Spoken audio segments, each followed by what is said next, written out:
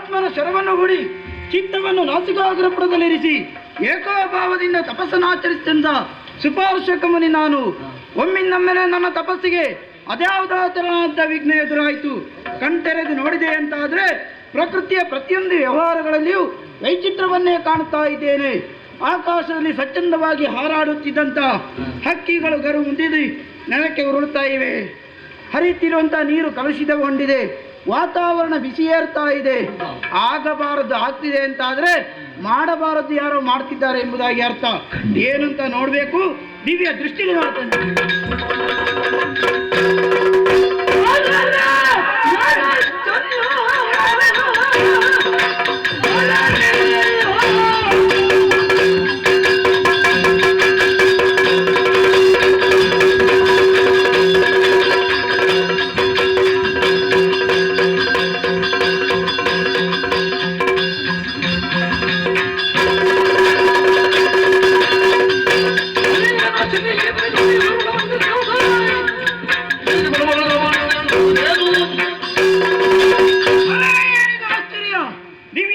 ನೋಡಿದೆ ಅಂತಾದ್ರೆ ಶೋಣಿತಾಪುರದ ಅಧಿಕಾರಿಣಿಯಾದಂತಹ ದಿತಿ ದೇವಿಯ ಮಗಳಂತ ಮಾಲಿನಿಯು ಬ್ರಹ್ಮದೇವನ ಕುರಿತು ತಪಸ್ಸನ್ನಾಚರಿಸ್ತಾ ಇದ್ದಾಳೆ.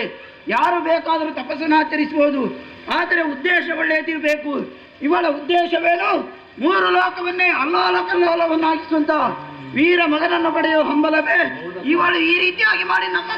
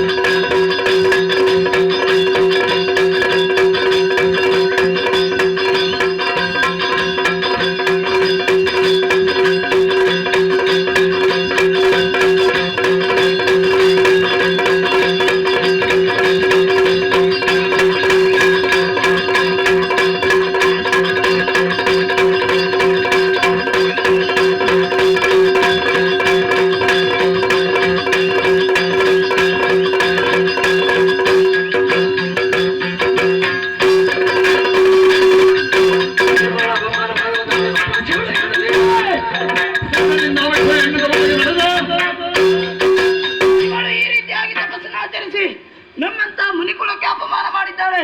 ಮುನಿಕುಲಕ್ಕೆ ಅಪಮಾನ ಮಾಡಿದಂತ ಈಕೆಯನ್ನು ಸುಮ್ಮನೆ ಬಿಡಬಹುದೇ? ಇವಳು ಧರಿಸಿದಂತ ರೂಪ ಯಾವುದು? ಮಹಿಷಿಯ ರೂಪ. ಮಹಿಷಿಯ ಹೊಟ್ಟೆಯಲ್ಲಿ ಹುಟ್ಟಬೇಕಾದದೇನು?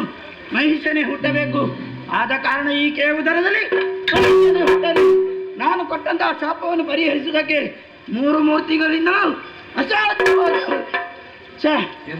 ನಾನು ಕೊಟ್ಟಂತಹ ಶಾಪದಿಂದಾಗಿ ಆರ್ಜಿಸಿಕೊಂಡಂತಹ ಪುಣ್ಯದ ಬಲವನ್ನು ಕಳ್ಕೊಂಡಿದ್ದೇನೆ.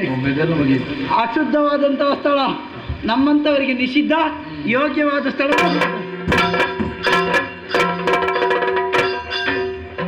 ಓಂ ನಮೋ ಬ್ರಹ್ಮದೇವ, ಓಂ ನಮೋ ಕನಕಗರ್ಭ, ಓಂ ನಮೋ ವಿಧಾತ.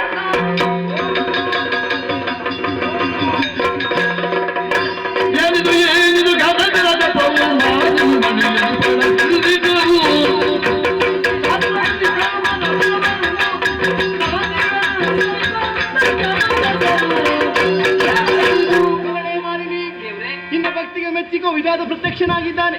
ಏನು ಬೇಕು ಕೇಳಿಕೊ, ನೆರವೇರಿಸಿಕೊಡ್ತೇನೆ. ಓ ತಂದೆ ಕರುಣಸಾಗರ ದೇವ ಪರಮೇಶ್ವರಿ ಕೇಳಯ್ಯ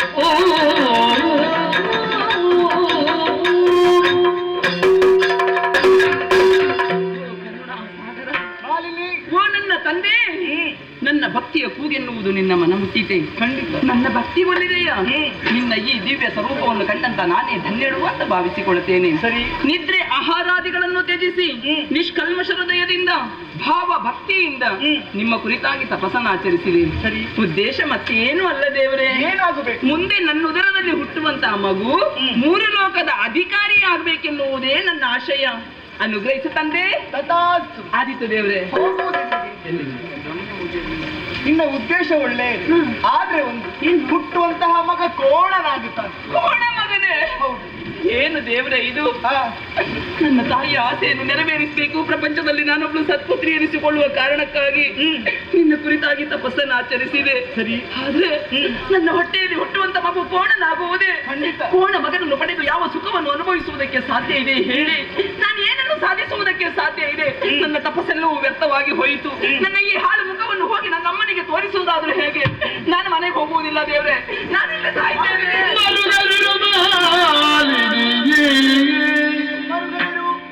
ಮುನಿವರ ನುರಿದ ವಚನವು ತಪ್ಪಲರಿಯದು.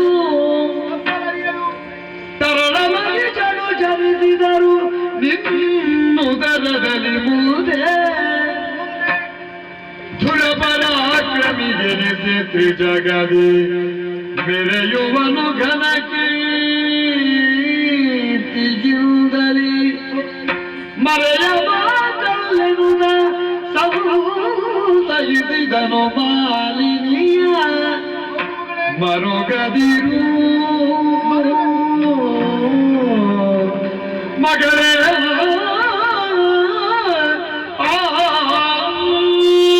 ಮಗಳೇ ಮಾಲಿನಿ, ನಿನ್ನ ಮನದಂಗಿತ ಏನು ಎಂಬುದನ್ನು ಸರಿಯಾಗಿ ಅರ್ಥವಿಸಿಕೊಂಡೆ. ಮರುಗುವಂತಹ ಅವಶ್ಯಕತೆ ಇಲ್ಲ. ಅಲ್ಲದೆ ಇನ್ನೇನು ಮಾಡುವುದಕ್ಕೆ ಸಾಧ್ಯ ಇದೆ ಹೇಳಿ? ಹೀಗಾಗುವುದಕ್ಕೆ ಬಲವಾದಂತಹ ಕಾರಣವಿದೆ. ಏನ್ ಕಾರಣ? ಒಂದು ಅರ್ಥನೇ ಹೇಳೋದಕ್ಕೆ ನೀನೇ ಕಾರಣವಾಗಿ. ನಾನಾ? ಯಾಕಂದ್ರೆ ಮಹಿಷಿಯ ರೂಪವನ್ನಂತೂ ತಪಸ್ಸನ್ನು ಆಚರಿಸಿದ ಕಾರಣ ಸನಿಹದಲ್ಲೇ ಇದ್ದಂತಹ ಸುಪಾರ್ಶ್ವಕ ಮುನಿಯ ತಪಸ್ಸಿಗೆ ವಿಘ್ನವಾಯಿತು. ಹಾಗಾಗಿ ಕೋಪಗೊಂಡಂತಹ ಸುಪಾರ್ಶ್ವಕ ಮುನಿ ನಿನ್ನ ಪಾಲಿಗೆ ಶಾಪವನ್ನೇ ಕೊಟ್ಟಿದ್ದಾನೆ. ನಿನ್ನ ಉದರದಲ್ಲಿ ಹುಟ್ಟುವಂತಹ ಮಗ ಕೋಣನಾಗುತ್ತಾನೆ ಎನ್ನುವ ಹಾಗೆ. ಅಂದ್ರೆ ಮಹರ್ಷಿಗಳಿತ್ತಂತ ಶಾಪವ? ಖಂಡಿತ ದೇವ್ರೆ, ಹಾ. ತ್ರಿಮೂರ್ತಿಗಳಲ್ಲಿ ಒಬ್ಬರು ನೀವು ಕೊಟ್ಟಂತ ಶಾಪಕ್ಕೆ ವಿಶಾಪವನ್ನಿಟ್ಟು ಹಾ. ನನ್ನನ್ನು ಉದ್ಧರಿಸಬಹುದಲ್ಲ? ಖಂಡಿತವಾಗಿ ಪರಿಹರಿಸಬಹುದಿತ್ತು. ಆದ್ರೆ ಒಂದು ಮಾತನ್ನು ಹೇಳಿದ್ದಾನೆ, ಏನು? ತ್ರಿಮೂರ್ತಿಗಳಿಂದಲೂ ಪರಿಹರಿಸಲು ಸಾಧ್ಯವಾಗದೆ ಹೋಗಲಿ ಎನ್ನುವ ಹಾಗೆ. ಹಾಗಾದ್ರೆ ನಾನು ಈ ಶಾಪವನ್ನು ಅನುಭವಿಸಲೇಬೇಕೆ? ಶಾಪವನ್ನು ಅನುಭವಿಸಲೇಬೇಕು. ದೇವ್ರೆ, ಏನು? ನನ್ನ ದೇಹವನ್ನು ದಂಡಿಸಿ ನಿಮ್ಮ ಕುರಿತಾಗಿ ತಪಸ್ಸನ್ನು ಆಚರಿಸಿದೆ. ಆದ್ರೆ ನನ್ನ ತಪಸ್ಸಿಗೆ ಫಲ ಎನ್ನುವುದೇ ಇಲ್ವೇ? ಖಂಡಿತವಾಗಿ ಫಲ ಎನ್ನುವುದುಂಟು. ಹೇಗೆ? ನಿನ್ನ ಉದ್ದೇಶ ಏನು? ಮೂರು ಲೋಕವನ್ನು ಗೆಲ್ಲುವಂತಹ ದುರಧೀರನಾದಂತಹ ಮಗ ಬೇಕು ಎನ್ನುವ ಹಾಗೆ ತಾನೆ. ಆ ಉದ್ದೇಶವನ್ನು ಈಡೇರಿಸ್ತಾನೆ. ಕೋಣನಾದ್ರೆ ಏನು? ಜಾಣನಾಗಿ ಮೆರೆಯುತ್ತಾನೆ. ಮೂರು ಲೋಕವನ್ನು ಅಂಕೆಯಲ್ಲಿ ಇರಿಸಿಕೊಳ್ಳುತ್ತಾನೆ. ಇದು ಮರೆಯ ಮಾತಲ್ಲ, ವಿಧಿಯ ಮಾತು. ಇಷ್ಟ ಆದ್ರೆ ಸಾಕು ದೇವ್ರೆ. ಹೋಗಿ ಬಾ, ಶುಭವಾಗಲಿ. ಓ ನಮಃ. ಬ್ರಹ್ಮದೇವರಿಂದ ಅನುಗ್ರಹವಾಗಿದೆಯಲ್ಲ, ನಿನ್ನ ಮಗ ಕೋಣನಾದರೂ ಜಾಣನಾಗ್ತಾನೆ, ಸ್ವರ್ಗಲೋಕಕ್ಕೆ ಅಧಿಕಾರಿ ಆಗ್ತಾನೆ ಅಂತ. ನಮಗೆ ಇಲ್ಲಿ ಆಕಾರ ಮುಖ್ಯ ಅಲ್ಲ ಸ್ವಾಮಿ, ಅಧಿಕಾರವೇ ಮುಖ್ಯ. ಮತ್ತೆ ಅಧಿಕಾರದಲ್ಲಿ ಇದ್ದವರೆಲ್ಲ ಆಕಾರ ಸರಿ ಇರ್ತದ? ಒಂದು ವೇಳೆ ಆಕಾರ ಸರಿ ಇದ್ದವರು ಅಧಿಕಾರವನ್ನು ಏರಿದ ಮೇಲೆ ಅವರ ಆಕಾರ ಎನ್ನುವುದು ಕೆಡ್ತದೆ. ಮಣ್ಣಿನ ಬೆಕ್ಕಾದ್ರೆ ನಮಗೇನು? ಹೋಗಿ ಇಲಿ ಹಿಡಿದ್ರೆ ಆಯಿತು. ನಾನು ಕೋಣನಿಗೆ ಅಮ್ಮ ಆಗುವುದು, ನಮ್ಮ ಅಮ್ಮ ಅಜ್ಜಿ ಆಗುವುದು. ಹೋಗಿ ಹೇಳ್ತೇನೆ, ಅಮ್ಮ